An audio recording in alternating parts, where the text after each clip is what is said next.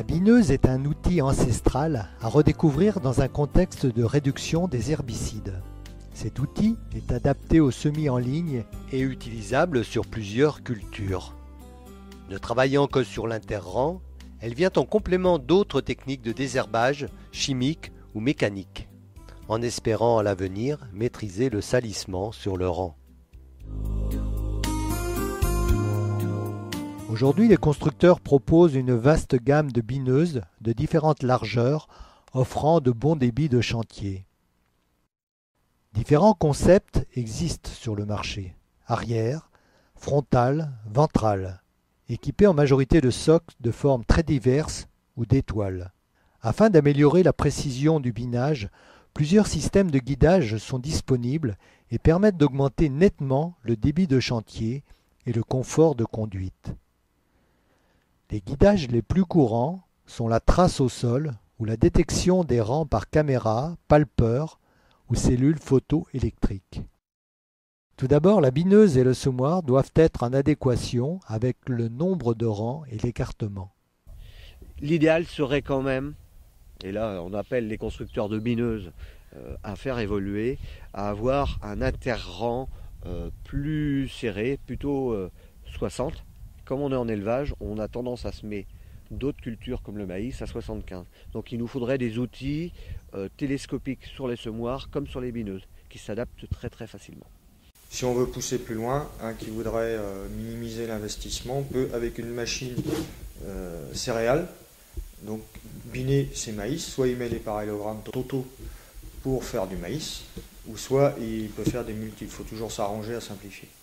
Et avec 30, vous passez à 60, donc vous semez à 25 et vous arrangez avec un multiple de 50 comme intervalle. Le binage est plus complexe à réaliser que le désherbage chimique.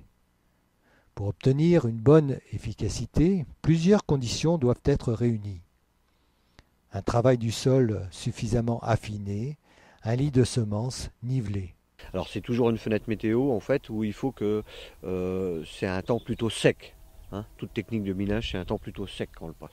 Donc, mais on a toujours une fenêtre météo, ça fait maintenant 4 ans où on a réussi à passer, quoi.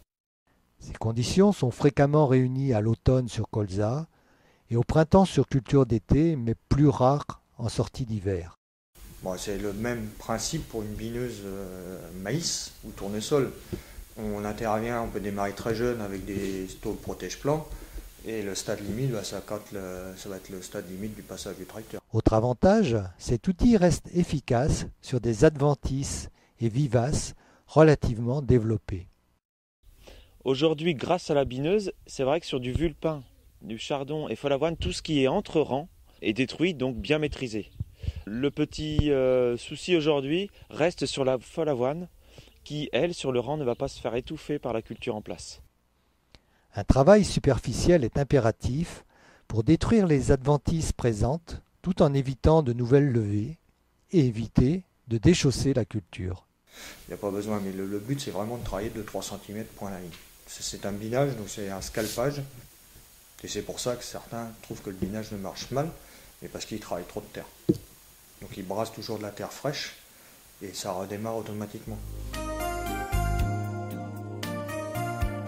En ne travaillant que sur l'interrang, plusieurs interventions sur le rang sont nécessaires avec une action mécanique ou rotative ou RC-trille ou bien une intervention chimique.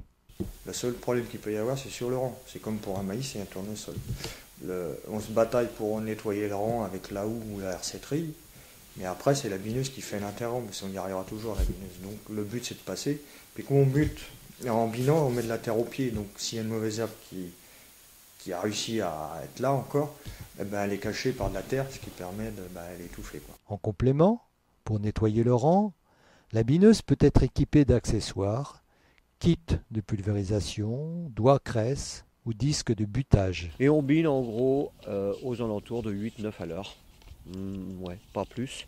8-9 à l'heure, la deuxième, c'est volontaire. Le premier, on est plutôt un peu en dessous. Mais le deuxième, parce qu'en fait, on recherche à buter au pied du rang, puisque au pied du rang, on n'y va pas. Donc en roulant assez vite, en ne mettant pas les disques de protection sur la bineuse, on rebute un petit peu la culture. Et s'il y avait des petites plantules, on les cache, et à partir de là, il n'y en a pas sur le rang non plus.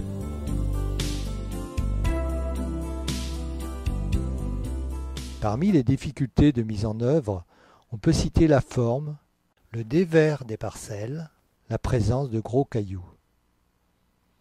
D'autre part, le débit de chantier peut être un facteur limitant. En moyenne, il varie de 20 à 40 minutes par hectare, selon la largeur du travail et le stade de la culture. On fait 2 hectares à l'heure, un peu plus de 2 hectares à l'heure, sans problème. Parce qu'en fait, on n'a pas de remplissage, on fait que du binage, on est avec une scie rang, on est à peu plus de 2 hectares à l'heure, on passe même pratiquement 3 hectares à l'heure, mais quand on parle de 2 hectares à l'heure, c'est avec l'attelage, le dételage, tout compris le graissage de l'outil. Cette performance peut être améliorée grâce à des équipements de guidage et surtout par la maîtrise au fil du temps de l'agriculteur.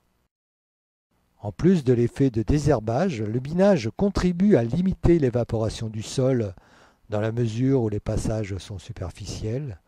Il permet également de casser la croûte de battance en sol de limon.